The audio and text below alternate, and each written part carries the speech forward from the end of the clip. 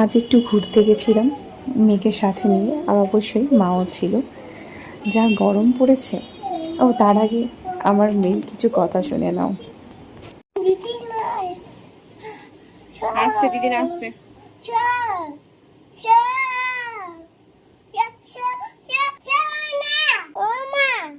কি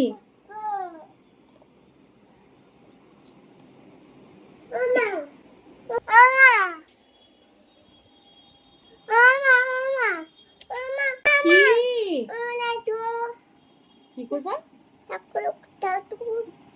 তারপর কি? কুতু কুতু কুতু কুতু কুতু কু। আমরা এখন রেডি হব, ঘুরু করতে যাবো। শুনলে তো আমার মেয়ের পটর পটর। তো চলো, রেডি হয়ে গেছি, এবার যাওয়া যাক। বলো ঘুরু ঘুরু বলো। আমরা এখন কোথায় যাচ্ছি?